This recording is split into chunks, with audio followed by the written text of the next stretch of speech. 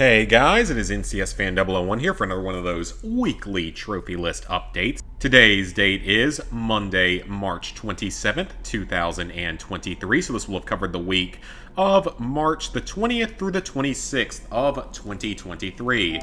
So I will say this was another fairly unproductive week. I was honestly, again, a lot of it is just being very busy with work sometimes, unfortunately.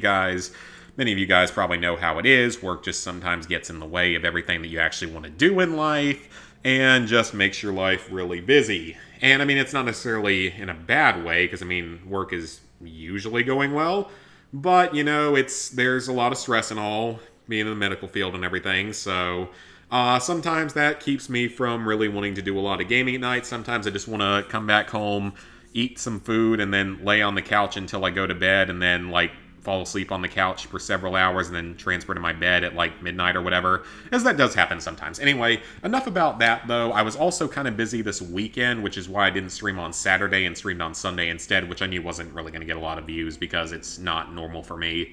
I was actually hanging out with a friend from college, got the chance to go up to his lake house up in North Carolina for a night, so that was pretty fun. While I was there, we were playing some Ghost of Tsushima. I was helping him finish his 100% in his Platinum Trophy, but more importantly, I got the chance to play both Stray for the first time and The Quarry. So Stray is, of course, we all know what Stray is. It won a lot of Game of the Year stuff. It's the cute kitten game. And there was also The Quarry, which we were having some fun with. That's going to be a fun game to play at some point. I kind of just want to play it honestly fully blind on a first playthrough and then go back and go for all the trophies in it, because that's what I want to do with any future David Cage games and such. But in terms of actual trophy progress that I made this week, it was in a total of 2 games, and you can probably not be surprised at which ones they were. And I do apologize if you hear my dishwasher going. I really needed to run that tonight. But anyway, Powerwash Simulator for the PS5. We are getting very close to being done with that Platinum Trophy. So right now, I have one more attachment to buy for the Prime Vista Pro. It's that triple, trident nozzle, as well as purchasing the new outfit, gloves, and washer modification, but that's all super easy. Just waiting to make sure that I don't need the money for other stuff first. And then, let's see, what trophies did I earn this week? So, the 20th, yeah, that would have been the first one, I think. So, riding the Ferris wheel with a gnome on it, that is very, very easy. Just pick up the gnome from the top of the Helter Skelter, and then ride around the Ferris wheel with him on the Ferris wheel job. Then you have this one on the subway platform. This one's very easy. Just wash the advertising boards first. I mean, it's pretty self-explanatory. There's 8 of them, but they're really easy to get. At the ancient statue, there are 4 buckets laying around. Just spray them with the red nozzle and you will be good to go. The ancient monument with the white nozzle is a little bit time consuming just because the white nozzle is obviously not one of the better items, but it's not too bad. And then the fishing boat, I think, is actually my next one once I finish whatever one I'm currently on. Actually, I might be done with all the other ones. I think I didn't actually fully finish the subway because you don't actually have to, and that one's just kind of annoying. Maybe I will go back and finish it, though. That's our final story trophy. And then, let's see, got the 150 stars in career mode, so that's all done. And then I just have to get one more challenge, one more gold medal in challenge mode, and then special job is what I'm saving for last. So I will probably have this platinum done this week. I think, like I said, I only have those 2 jobs left, so that's good. But the main focus for several days this week was Resident Evil 4 Remake. I'm not going to lie, this is going to be a pretty tough platinum. I definitely underestimated this one a little bit. When it comes to the trophy guide, PowerPix has it as a 7 out of 10, and I can definitely see that. For now, at least. I have a sneaking suspicion that they are going to add in the infinite ammo weapons the same way they did with Resident Evil 2 a few months after release, so I will use those for the PS4 version, but I'm currently doing the PS5 version legit, because I consider myself to be decent enough at this game and at this franchise that I should be able to do it. But right now, the Platinum Trophy on PSN profiles is well under a sub 1%. It's like a sub...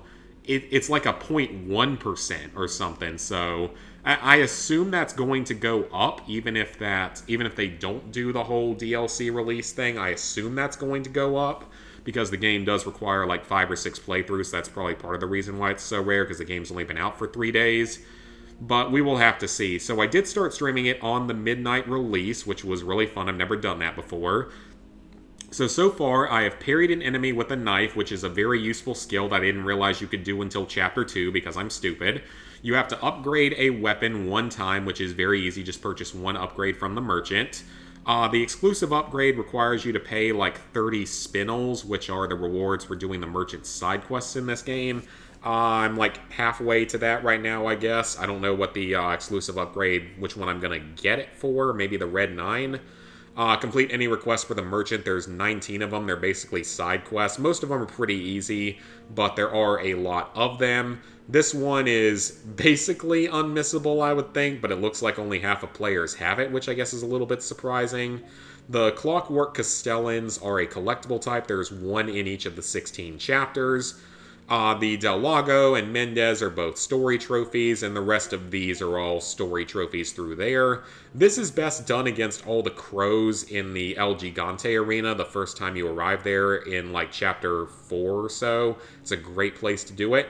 The Gyarados using only knives is actually a lot easier than I expected because you can stealth kill him, and I feel like that's going to be a good tactic for professional mode so you don't waste ammo on him, because you can just sneak up behind him and knife him, so it's actually pretty useful.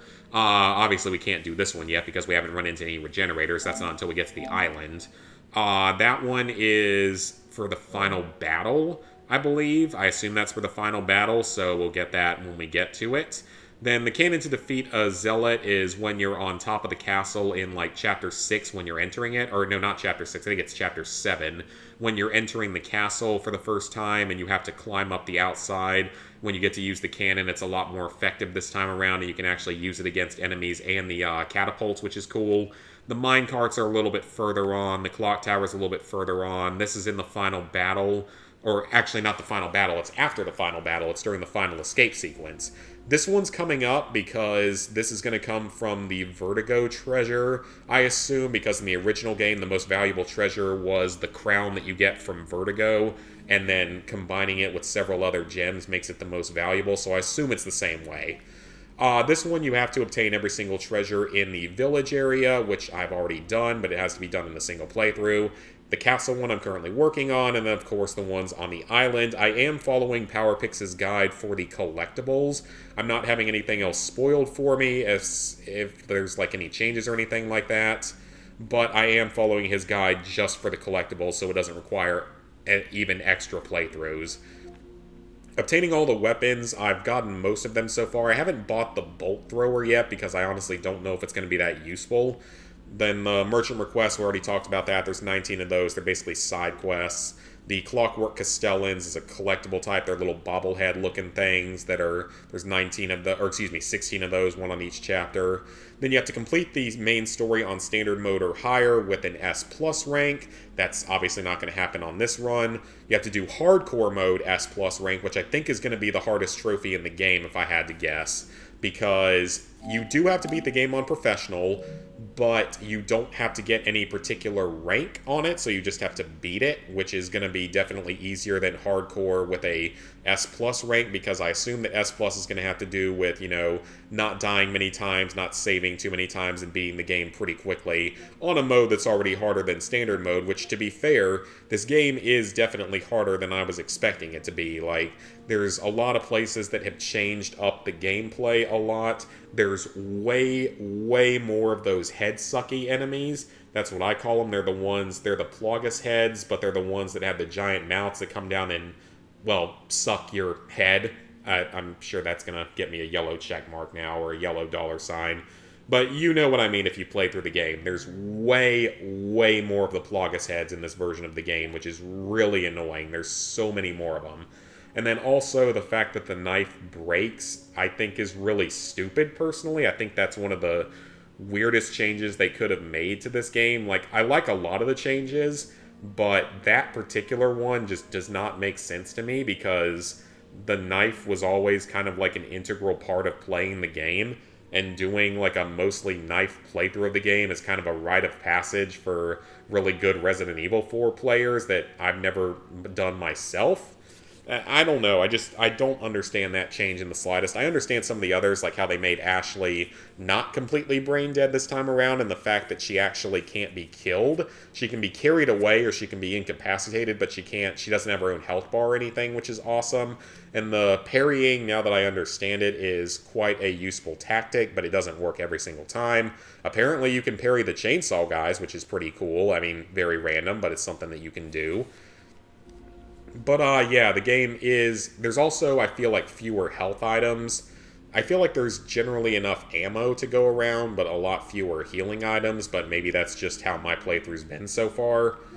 And then the final few trophies are... Okay, yeah, that's professional mode.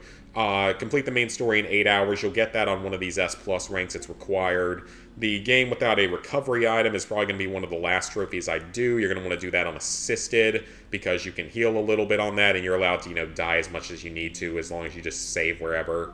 And then the main story using only knives and handguns.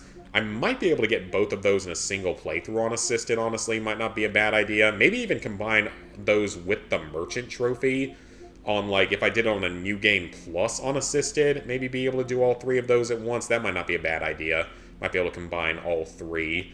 And then complete a game with the shooting range is very, very easy. Just complete any shooting range game. Earn an S rank on all of them. I've finished the first one, but I'm assuming that there's 4 total, and they're definitely going to get harder. Because even the first one I was struggling with at a few points. It's not awful. The aiming is obviously better than it was in the original version, but it definitely could be a little bit tricky. And then shoot through and destroy 5 targets with a single shot is only going to be able to be done at specific shooting ranges that I haven't gotten to yet.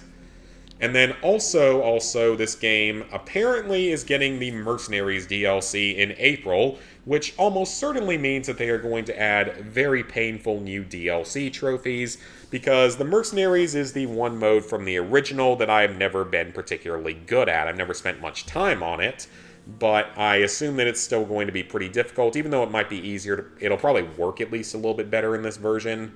So we're going to go ahead and sync up our trophies here.